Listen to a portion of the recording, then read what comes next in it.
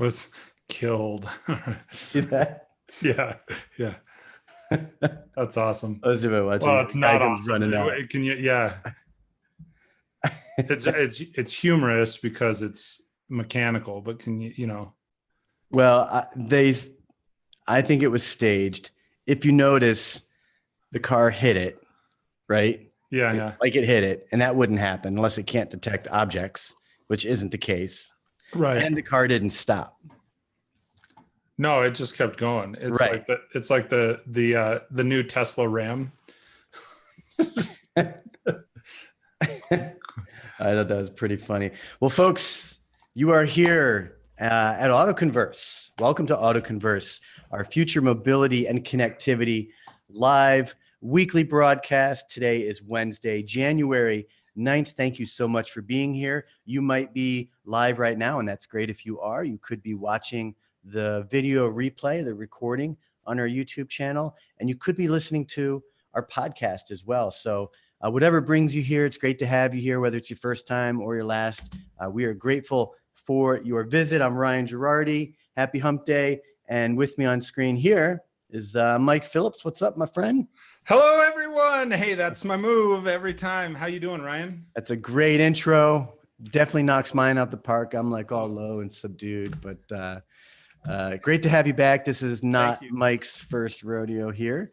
And if you saw from the title of today, this is our Streamers and Casters special edition. What does that mean? Well, if you're into live video streaming, if you're into podcasting, then this is where you want to be, because Mike, myself, we've been doing these things for a pretty good amount of time. And Mike is definitely a pioneer in the space of streaming, has just a wealth of experience and knowledge to share, both with best practices and how to, technology, all that good stuff. And so we are here for that. Couple of things. So first off, please text in to opt in to our SMS campaign, if you will. Text the keyword AutoConverse to 64600. Why do you want to do that? Well, that way, every time we schedule this show, which is typically once a week, we'll send you a link to the live stream on YouTube right there on your phone. So text AutoConverse to 64600. Also, if you're on your desktop, you can head over to autoconversion.net. Look under Watch Pages. Under Watch, you'll see AutoConverse on air there. And what you can watch the show. There's other people that tune in there. You can leave a comment. You can post your thoughts, your feedback, at least say hello. And by doing that, you will be effectively subscribed to the show on our website. So be sure to do those things. So Mike, thanks for taking time out of your day. You're looking good. Thank you. Absolutely. You too. We always look at, I like to think the camera takes away 10 pounds. They say it's the other way, but it is the other way. Oh, well, I look really good on camera. You look sharp, and you've probably been up since 4 a.m. because you do a 5 to 10 minute stream pretty much every morning. The morning verses with Mike. And I have a question for you. Yeah. You've been doing replays of that this month, doing like 30 Bible days, but you're still there manning the controls and being there, right? Some of the time. My kids have been out of school, so one of they just went back to school today. So some of the time I'm there for that morning one. At the moment, I'm running the replays, so I'm going in and watching myself, responding to comments and so forth. But so I'm doing that this month. It'll conclude January 30th. And to be honest, Ryan, I haven't decided for certain if that's a podcast. I have 3 other podcast ideas in my brain. And so that's one, the only way I can put this, it's one of those things where, you have certain places and certain things that are that long-term. They're supposed to be that 5-year or 10-year plan in your life. And there's certain things that are seasons. And for that, not to, I know this isn't the theme for this show, but that's a very faith-based show. And it's one where God was speaking to me and I said, hey, I want to share this. And as time has gone on, that's evolved to something different than what I started as. So I have an idea for kind of another faith-based campaign. I have an idea for a motivational campaign. And I've got, I think 260 episodes of that. So I'm considering replaying some of those because I know there are still people that are really gaining value out of that. And that was one thing, I would hate to just abandon it altogether. So I'm kind of at a crossroads, for lack of a better term, with that particular show at the moment, if that makes sense.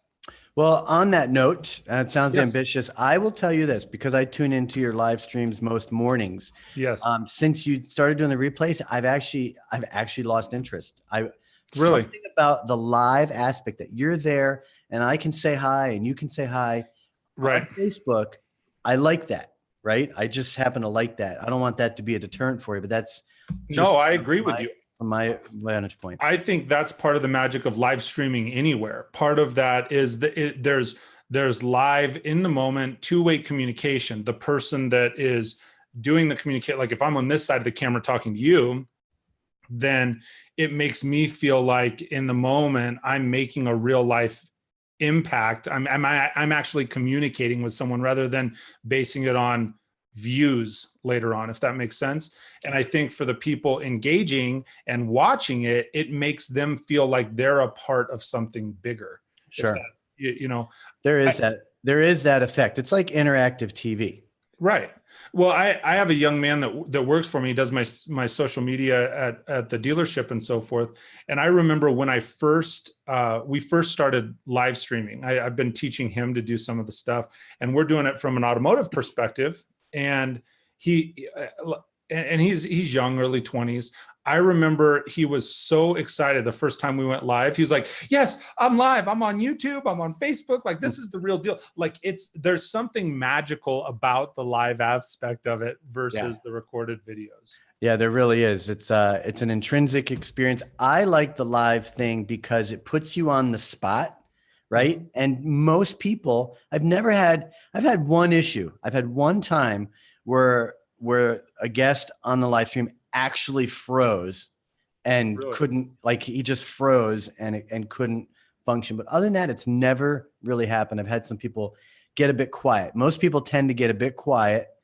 And then there's people that can't stop talking, that I don't know even if they're not comfortable with it. So you're like, I've never seen those people. Yeah. Hey, before too long, I just want to real quick give shouts out to today's sponsor for the show, Flick Fusion. They've been a supporter with us all through 2018, and are looking forward to starting a new year with Flick Fusion. Flick Fusion's a platform designed primarily for auto dealers to have a seamless way to deliver video content to consumers. What we have, if you go to autoconversion.net, look under Auto Retail Masterminds and look for the video marketing for auto retailers. And there's a brief introduction here. It's a minute and a half long about an educational series that we rolled out last year with Flick Fusion. It's a series of 12 videos that you can get absolutely free, walking you through everything from equipment and technology, best practices, different types of videos to do, hosting, data, distribution, pretty advanced stuff. So whether you are novice to video at your dealership or you are expert, be sure to check out that series. No bells and whistles. It's not a bunch of highfalutin, high energy stuff. It's purely educational. And just register your information there and you can get that for free. And thanks again to Flick Fusion. Thank you, Mike, for letting me do that real quick. I'll bring us back over here. Yeah, absolutely, man. So, we like to keep our show to 30, 40 minutes. We do record this. The video recording is always available on our YouTube channel, and then we release this as a podcast version. So if you're listening on the podcast, we are very grateful for our podcast listeners. It's been a great success for us in 2018. Hey, can I jump in on something here, Sure. Ryan, too? If there's viewers, here's one of the things I learned on YouTube recently. If you're watching on YouTube too, one of the keys, you have to subscribe and then click the bell so you get notified when Ryan goes live. Mm-hmm. There's a misconception out there that by people sometimes subscribing, because YouTube roll out paid subscriptions too, they think, oh, well, I don't want to subscribe. I'll just try and watch next week when Ryan gets in there. But everybody, if you're watching this and this type of format is something that interests you, they got to subscribe and click the bell. I always remember to tell people that. Yeah, I appreciate that. I'm usually pretty good about saying press the bell icon. Yeah. And what I like about notifications, people look at my phone and they see all these, red notifications. What Right. I like about notifications is it doesn't mean I have to go right now and respond, but you have a mental note and you can see from the titles of things, oh, I think I will want to catch that later. So yeah, and I find, and maybe you do too. I mean, Facebook is to me, Facebook's a noisier place. So even though someone might be subscribed to get notifications, it's mixed in with a lot more notifications. Whereas on YouTube, someone might be to subscribe to, 10 different channels tops, Right. with the bell icon. So, okay. Last time we were on, it was, I have the notes here. It was in September. It was the end of September. So it's been a few months. Yeah. And it was when Dunkin' Donuts announced they were going to drop donuts from their name. I haven't paid attention to if that happened or not. Have they finished that yet? Did they do that or? Well, from what I understand, it's supposed to be sometime in early 2019, but I've been keeping an eye on that, and you still see donuts everywhere. So, well, there's probably an uproar. People say, "How am I supposed to find the donuts place?" If they take it out? It just doesn't make sense to me. I think it's a good way to go. I remember living in the Philly area. There was a gas station. I think it was Mobile. Okay. And literally the next day, it seemed like the next day when you're driving around, all those gas stations were flipped to Lucas Oil, which was a Russian oil company. And it's red and white versus, the blue. And it was just so bizarre. It was like, how did they all do that at the same time? It was so weird. So I'm expecting that with Dunkin', is just one day you're like, oh, donuts are gone. Donuts are gone. They left at midnight. Yeah. All right. So back into streaming. So here's what I'd love to get from you. You have you do your lead the team. You do the front twice a week. You stream it live. It's guest based. You do interviews. You record it and release it as a podcast. You do your morning shows. Correct. If you had to summarize in 60 seconds what 2018 meant to you from that perspective as a streamer, as a podcaster, what were some of your takeaways and just big ahas that you got out of that? Well, for 2018, I learned a lot in 2018. One of the things that for me, I learned is it's one thing to be an expert in your vertical. We all have areas of expertise, like primarily when you're talking to an automotive audience, you have people in an automotive dealership that are management experts, that are sales experts, that are BDC experts, and so forth. And so one of the things that I've really found over the course of about the last year and a half was I really needed to reach outside of my vertical of automotive to people that do streaming and YouTubing for a living to really grow the most. I think we all get caught up in our own our own little house is, and we get good for that deal. I'll give you an example, and this is off the subject, but it'll drill the point home. I posted a video of my daughter. My daughter's in gymnastics, or not a video, excuse me. I posted a photo of my daughter hanging upside down in a doorway the other day. I don't know if you saw that or not. And it's called the Defy.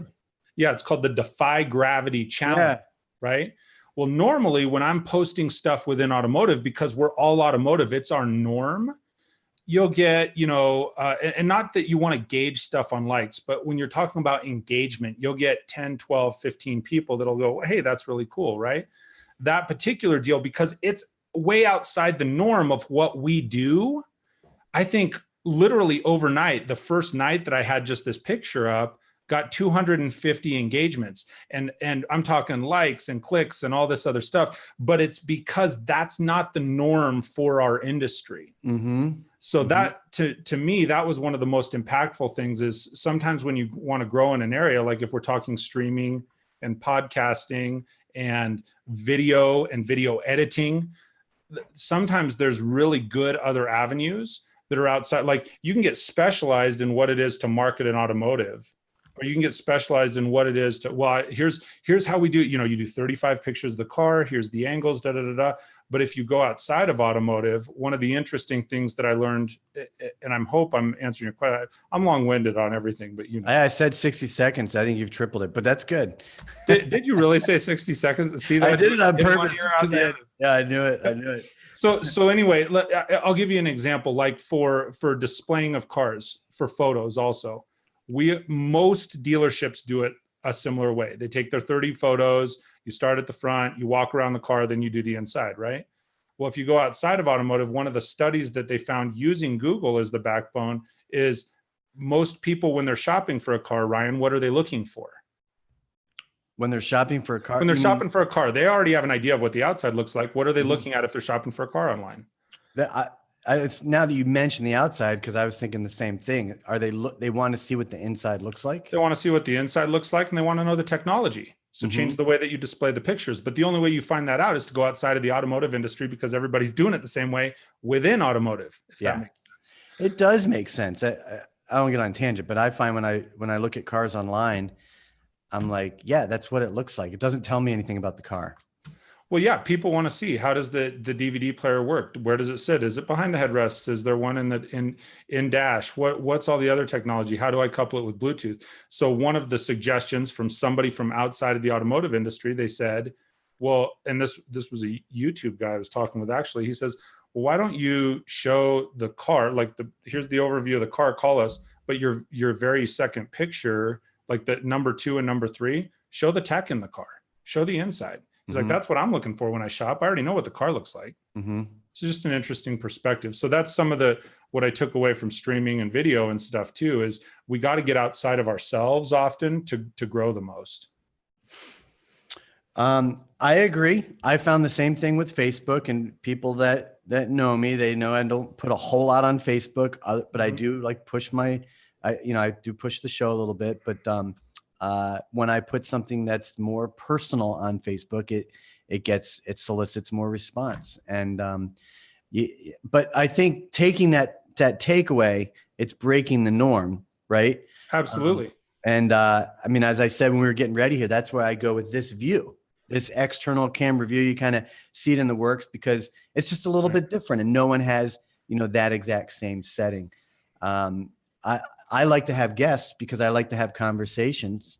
But one thing if you might notice I don't do is I don't make them interviews where it's like, hey, we have this person, I'm going to interview him, right? That's not the style or the format that we're shooting for here. And so, yeah, you have to break that norm. So that's good. Can I go back on one thing real quick? Yeah, because I want to hear about the technology too. But just one real quick thing is, when we talked last, and this is one of the things that I learned, and then I shared it with everybody, we said, hey, here's the 3 things was, test the equipment, be prepared for your stream, and be consistent in what you're doing. So you got to do it every day or every third day or whatever.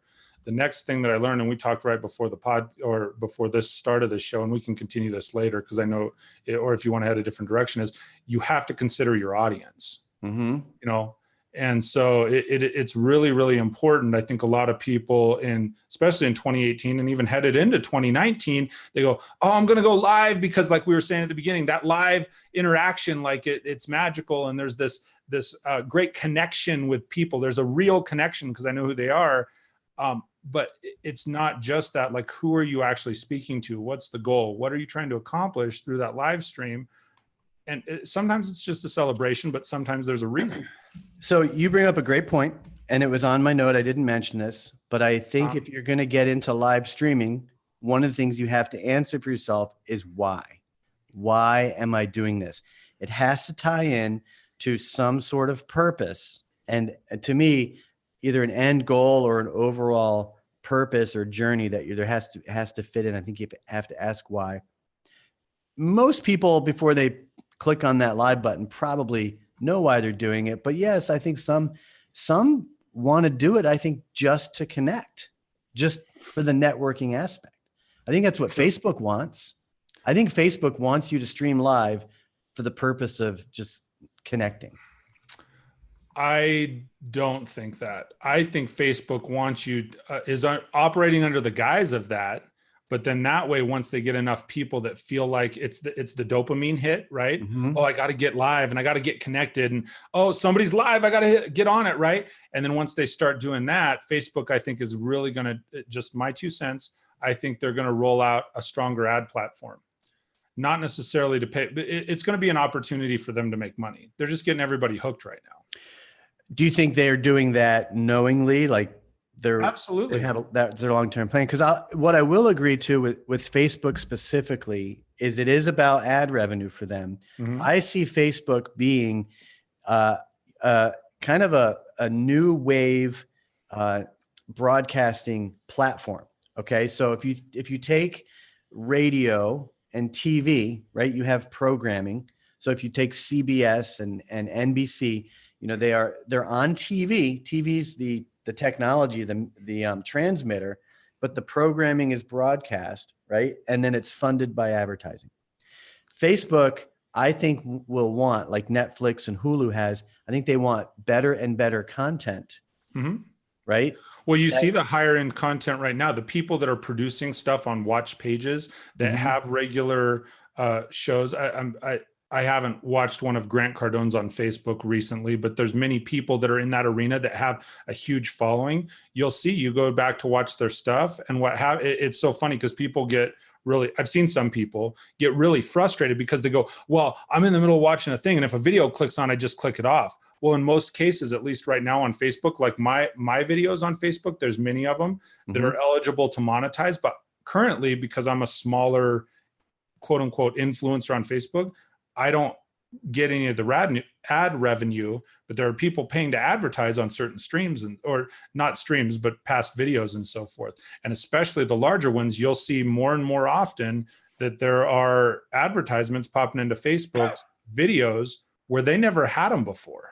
You know, so they're using the content to insert ads in there, which I don't know why. Maybe I'm anti-ad, but I just find I see the ads, the pre-rolls, or the little banner ads on YouTube videos. You know, I see I was on NADA's website today, and there's a banner ad up top, and I thought, that's odd. To me, that was odd that you're on an association's website and there's a banner ad taking up all this space up top, right? It's like intrusive. Yet I guess, like you mentioned, Facebook still wants to intrude those ads upon you. Terry Lancaster, shouts out to Terry, by the way. Terry does not. What up, Terry? I love Terry. He's great, isn't he? Yeah. That, by the way, this auto conversion card, and I told you it's from, show the secret. It's from Terry. This is the first time Terry and I talked last year, and he sent some great thank you cards. So now I put it up there. The reason I brought him up is Terry's a radio guy, and he does a weekly video and podcast, but he doesn't stream it live. Right. Now, he is embracing Facebook Live in the way that I was saying that I think Facebook wants people to do it. You say they're getting you hooked, and that could be, but he's utilizing Facebook. He's popping on that camera. He's getting on there. He's adding to his story. Frank Lopes does a phenomenal job. Unbelievable. Live. He's got that nailed. And I think that that's precisely what Facebook wants through your personal profile, you know, just building connections with people and turning it into a two-way conversation. But I don't think, I think to your point, where Facebook wants to go is it wants commercial grade content, packaged, produced merchandise for delivery onto Facebook Watch. And like you said, to get that massive audience, right? So they can pop ads in there. I agree with that. Well, and to your point, I mean, I've done the live leadership lesson stream every Wednesday night. And I made a decision at the first of the year because I was looking at the engagement rates, who was engaging with that. You know, I stream it to YouTube, and that's always been a smaller audience for that channel. But I multi-stream to YouTube, Twitch, and Facebook all at the same time. And so you can watch what the engagement is. Well, the engagement on Facebook when I'm streaming it to the podcast page is significantly less. So I made a decision at the first of the year. I was like, well, when I start doing the shows, I'm going to stream it live to my personal page, not multi-stream it on Facebook. Right. And because I can capture it, and then I'll share it back to the podcast page for the people that want to watch it and tune in there. And you've tested that already, and you're finding you're getting more reach through your personal? I've tested it over about the last 6 months. I started on my first personal page. I went to my podcast page. I simulcast to both. Or actually, I started out simulcasting to both. Then I went to my personal page. Then I went to the podcast page. And out of all those opportunities, your personal page it lights out, hands And down. I'm sorry, is this the front, or is this your morning verses with Mike that you're talking about? Both of them. See, the morning verses with Mike, I went pretty exclusively onto the morning verses with Mike page. And what happened there is I actually continued to see significant growth when I was paying to advertise the page. So I was paying $1 a day to connect with people that had an interest in religion and spirituality. And when I was doing that, I continued to see really big growth on my morning shows and big engagement. You've been on some of them, but it's still my personal page for that forum, I think, is stronger. And so that's part of my other debate on that show is where do I go to? So let me just clarify what you said. Because you can't boost a live stream. You can't boost it from what I know. But you're saying because you were running ads on the page, when you stream there, it gave you more reach. Correct. Okay. Not surprised. Yeah. So if you're not going to pay to play, like for anyone who's watching this and they say, I want to get into streaming. And I know there's a lot of automotive salespeople too that are saying, hey, I want to get into streaming and here's why I want to connect with my customers.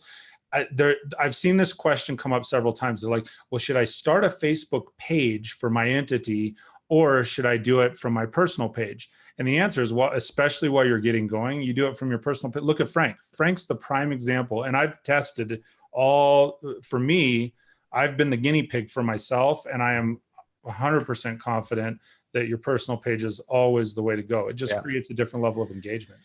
I've had Frank has confronted me on this. Terry's confronted. He's like, why aren't you streaming onto Facebook? As you know, I used to. Mm-hmm. And I tested out YouTube. I found YouTube just for this format, for the format that I'm doing, these webinar formats. I found that I had a better streaming experience as the producer on YouTube and for the type of content. I don't think Facebook is looking for this show on Facebook. I don't think people, while they're on Facebook, want to tune in to this show. This show, I do a live stream on YouTube just to get the video aspect down. But the podcast, this content on a podcast is that's the audience that we're after in our case. Sure. Facebook wants that Frank Loeb style, which is great. Which I've thought about getting into that myself. I used to, it's funny. I saw Amanda's tuned in up here, and you might know this. Hey, Amanda. But, and she hasn't tuned in a while. So Amanda, it's great to see you back here. I would experiment on Periscope. That's where I first started getting into live streaming, was with Periscope. And Periscope, you have your phone, it's vertical, and everyone that's subscribed to you on Twitter gets notified. Right. And people pop in. Here's what's peculiar about Periscope. You know what you got a lot of on Periscope? Were trolls. Yeah. People would come in to sabotage your show, and you could block them, but still you got trolls. And it was real intrusive. With YouTube, it's not as intrusive. For all I know, someone could be blasting us right now, but I won't know till after the fact. Sure. Well, and I think that too, when we were talking about what's your reason for doing it, you said that earlier. Well, what's the reason? What's the best platform to reach the audience also? Because YouTube is not the same as Facebook, is not the same as Instagram. You have IGTV now too. IGTV is a whole different format. And if you were doing your show on there, it's, top and bottom, it's designed to be watched vertically on a phone. And so it's a different format. It's a different audience. And there's 100 different streaming sites. We were talking before, there's a new one popping up, which I heard about from Matt Koenig. It's called View-Me. And their deal is they want to be an influencer platform that pays the people that are the influencers there. So they want to be like the premier platform. And I'm just getting into it and checking it out. It looks like a good platform. It's really designed for mobile, from the looks of it and so forth, but it's designed, they're going after like video influencers and how can they compensate those influencers to keep them on the platform to get other people on the platform watching them. Let me ask you a question about influencers. Sure. in my mind, influencers, and there's different types. Okay. Sure. And I've thrown out Frank, I've thrown out Terry, yourself, Matt Koenig, right? Yeah, All of certainly. all of us are utilizing these tools we're talking about. We're utilizing live streaming, making videos. Terry, you, myself, we use podcasting. Mhm. Um, I look at all of us as a group and think we should all be supporting each other in all that we do, right? Formally or informally, influencers have the ability to collaborate. And what I'm not seeing is at least in a lot of our circles with automotive, I'm not seeing that either the understanding or the agreement that we should be collaborative with each other's content specifically. I'm not saying no one's collaborating, but when I look outside the industry, it's hard to see because you don't have the relationships. It Sure. does come down to the relationships. It's hard to see. Like, I'll use Gary Vee as an example. He's got hundreds of thousands of followers on Instagram. I think Mhm. I'm not huge on Instagram. Millions. On Instagram? I believe so. Yeah. Okay, not on LinkedIn. He's got I can look. I'm on there. I have to check. Carry on. Gary Vee's got a great brand. He's got a great, he's got this edgy personality. He's unfiltered, right? He's hip, right? He's really got, captured attention. But what we don't know, because I don't have a relationship with him, I know that Paul Daly is starting to collaborate with him a bit. And I know Frank Lopes has a history with Gary Vee. Is how much are other people, see, Gary's a type where I think people are like, they feel privileged and they are honored to share Gary's content. It's like, hey, I just shared Gary's content. I'm cool, right? But does that make you an influencer? No, I don't think that is. Those are more cheerleaders, if you will. Well, that's like the comment squad, right? I looked it up. He's got 4.9 million followers on Instagram now. On Instagram, good. Okay. Just on Instagram alone. One of the things that Gary does really well, and part of the reason that people are so connected to him, is he is, as just using him as the example, he's an influencer because he has all of these people that follow him. Part of the reason that he has so many people that follow him is I think he is still very grounded and rooted in himself and where he came from. The fact of the matter is he still personally responds to messages on Instagram. He'll still respond to stuff. If you jump into a live stream, I've been in one or two of Gary's live streams, and I don't know Gary personally. I don't know him. I follow him. I like a lot of what he has to say. I agree with most of the things he has to say. But I'll be jumping a live stream, and I've gotten the shout out from Gary, and you're like, hey man, I just got a shout out from Gary Vaynerchuk. The guy's got 5 million followers, right? And you feel special because there's how many people watching it. He still takes the time to connect on a very, I don't know if visceral is the right word, but just a very grassroots level. So what I'm hearing, what you're kind of confirming, okay, is that in today's day and age, with the tools that we have, I think part of live streaming is that whole, like we talked about earlier, it's that interactive aspect. Previous generations, it was sit in front of the TV and consume. Consume the talking head. Right. It's consume. And now it's fostering it's about being interactive. Now, does that mean if you're not completely interactive that there's still a consumption audience out there. There's still. Yeah, absolutely. The key, I interviewed Evan Carmichael, who's a big YouTuber, on my show. And that was one of his big things. I was talking to him, and we were talking after the show. I don't think he said it during the show. And he's one of the kindest people I've talked to. And he says, and I said, we were talking about how do you get more people to watch? How do you get more influence, more impact, more reach? And it was one of the simplest, most eloquent responses. He goes, Mike, if the content is good, people will watch. It doesn't matter if it's live or not. If the content is good, people will pay attention. Right. And I'm like, okay, well, what do you say to that, right? So there's that. You made the comment a minute ago, we were talking collaboration. And I know we're coming right to the end of the show, but you talked collaboration. I think 2019, as far as influencers, video, the things that people are doing online, is definitely a year of collaboration. And that's not coming from our vertical. You said, well, in automotive, it's because that's not how we were brought up. People that are brought up in automotive, whether you're a salesperson, whether you're a vendor, the people that came up in automotive, it's a competitive one-on-one. I'm the environment. It's my environment. It's me versus the next guy. I have to sell and outsell and so forth. What I'm finding, and Mike Davenport brought this up because he attended one of the YouTube events last year. And I know Mike a little bit. He and I have talked a little bit. I certainly consume his content. And one of the things he commented on from his experience at this YouTube event, he says, it's a totally different world. All those people are cheerleading for each other. They're all collaborating and so forth. And so the people that are in that YouTube influencer sphere they're all growing together. They're watching, hey, this guy's got 150,000 followers or viewers, and they don't gauge it that way, but there's not really another way to gauge it. So they don't allow that to impact them, if that makes sense, the number of viewers or subscribers. But they're all coming up together. They're cheerleading. Hey, when that guy hit 200,000, heck of a job, right? Nice work. When you hit 300,000, hey, great job. They're rah-rahing everybody else and being collaborative and pumping everyone up. And quite frankly, that is not how we are raised in the automotive industry. To be supportive. You think it's... Well, I don't think it's about being supportive. I think it's just in the vendor industry too. When's the last time you heard two vendors that sell the same product pump one another up? They don't. By default, in most cases, they're like, this is why this guy's no good and this is why my product's good. Yeah.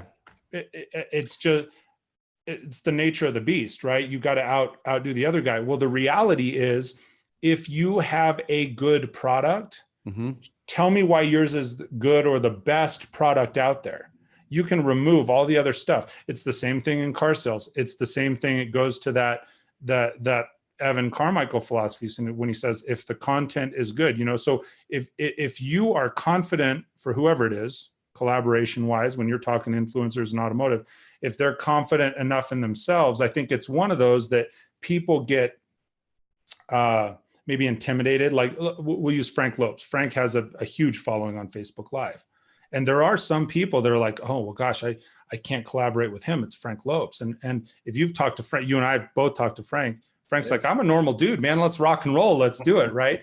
But I think sometimes people get intimidated without even communicating with. He looks like a good dude, presents himself as a good dude. He is, You're saying people might put him on a pedestal because of the influence or the reach he's having. But not to knock Frank in any way, his live streams through his personal profile are, when I'm on there, I mean, they're in double digits as far as live attendance, right? You'll see 50, 75, 80 people, right?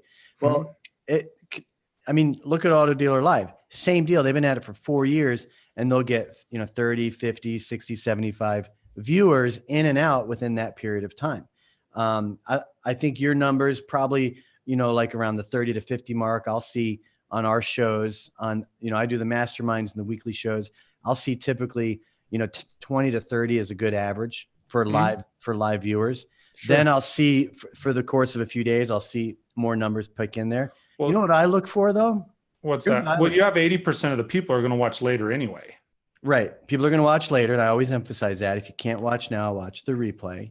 But what I look for is are you moving in the right direction?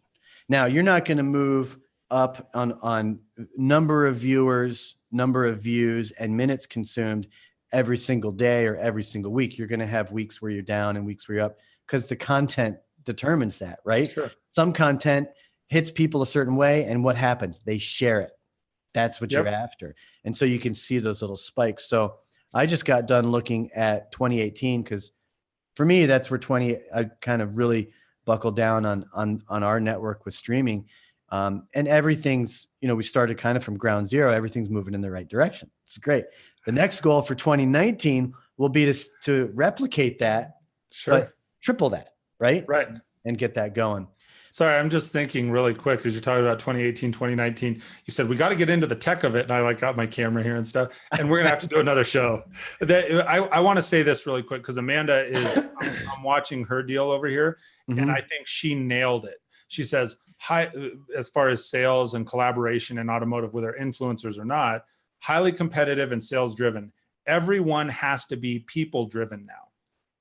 If you're people driven, whether it's as an independent unit or as a team, as a collaboration effort, as a group, that's what's going to make people grow and knock their socks off. And it's a great reminder.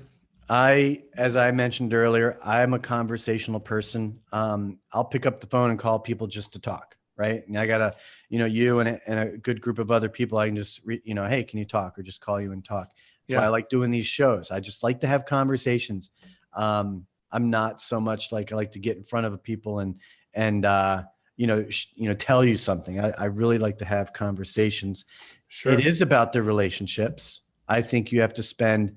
I think you have to be genuine and authentic, and ask yourself when you're talking with people, what are they trying to accomplish? What do they want to put their time into? But my observation with the automotive, I guess, community specifically is, I think Amanda's pointing to that. It's so sales driven and so competitive, right? And when I look outside the industry and I listen to other podcasts and look at other YouTubers, first off, there I would separate that there's commercial grade or entertainment type content. So what's the guy's name? Like Logan Paul, and I think he has a brother. Yeah. He's in that YouTube genre, right? Mm-hmm. Well, the reason they do what they do is because they have figured out how to make content that trips the algorithms to get all this viewership, to get advertisers. That's their why. All of them are saying the same thing. They've been at it for what, 3 to 5 years now? Guess what they're all saying? They're exhausted. They can't come up with new ideas. It's not enriching their lives, right? They're not really influencers. They're going after the algorithm and the ad dollars, and there's no loyalty to that, but there's a market for that. And that's that. Sure. There's that cheerleader consumer market. But there's a whole nother culture out there. You and I are in that, and it's not about hundreds of thousands. It's about one-on-one connections. Absolutely. It's one-on-one. The difference is when you flip, and again, we all came up this way in the industry. I think there's some transition right now, but traditionally we were all trained in sales in general. I think not just automotive sales in general, Ryan, the me is greater than the we. Mm-hmm. And you got to flip-flop it. When the we becomes greater than the me, it makes a better experience for everybody. I know that's a little bit fluffy maybe, but that's a fact. It's a good observation. I will share that I admire and love looking at, like, when you used to get these on DVDs, you don't get them on live streams, but when you get a DVD and they'd have all the bonus features at the end. Yeah. And it'd be like the making of the movie, right? Uh-huh. Or there was like 3 minutes of cut scenes. Yeah. I always loved how these people spent years together, right? In a stressful environment, but they had fun, right? And it was just such a collaborative, fun effort, and stressful too. And I admire that. And you think of like sports. Sports is very stressful, very competitive, but it's about the team, right? There's coaches and there's players and there's managers and there's fans, and it's a group collaborative effort. It's unique to its own thing. 100%. Absolutely. And I just put a call out there for that, because to me, the mediums we're working with allow us to interact and connect. To me, it's about the relationships, and it's about growth. It's about growing your mind and building those relationships. We said it before. I really think from that aspect, growing as an influencer, growing as a person, growing a channel, growing a medium, growing a dealership, growing your company. I think 2019, there's really going to be some shift into, it's going to be a year of collaboration. people that'll see the most growth in many verticals. I'll probably make that the title of the podcast of this version. The 2019, the year of collaboration. I think you said you got a split, right? I do. Yeah. And we're over your time anyway, man. That's it's fine. It's good. It's good combo. Go ahead and drop off. Say goodbye. Mike Phillips, everyone. Goodbye, everyone. Hey, thank you guys for tuning in and watching. It's awesome. Leadtheteam.net is probably the best place to connect with you. Leadtheteam.net. I have leadtheteam.tv is my YouTube channel. And I just am I'm kicking around a little program called Leadership Elite, which, to do some one-on-one coaching with people and so forth. I'm just trying to figure out the format that'll best suit it. Great. All right, Mike. Thanks a lot. Ping me later when you can. We'll do a debriefing call later today. Sure will, man. Thank you so much. All right. Take care. See you around. So, folks, we'll let Mike go. And then I would like to just real quick, thanks again. Just stay tuned real quick. And I just want to show you a couple of things. So I mentioned Flick Fusion earlier. You know how to get that. If you didn't already text and opt in to our text code, be sure to do that right now. Text the keyword AutoConverse to 64600. That'll send you some information like I'm about to show you right here. If you go to autoconversion.net, this is our B2B multimedia streaming platform. You'll see the shows that we have lined up. You'll see AutoConverse on air. You want to register with the show. That'll send you some information and allow us to communicate with you specifically around the show via email. We update this page every week with new information, with who's coming on. If you're not already subscribed to our YouTube channel, there's a link there. Do that. Press the bell icon so you can turn on notifications. You'll be notified every time we schedule a new event. You can get the AutoConverse podcast. Just search AutoConverse in your preferred podcasting app. If you're on Facebook, subscribe to our event on Facebook. We just created a new one for 2019, so we're starting all over. And the benefit of that is when you subscribe, you'll get notified when we update and put announcements around the show. So that's up there as well. And while you're up there, take a look at our recent post. If you're subscribed to the blog, then this will get delivered to you via email tomorrow. But we just put up our kind of annual look back, look up, and look ahead post. A lot of great stuff in here, really walking you through some of the activities that we've rolled out and accomplished over 2018 and some announcements.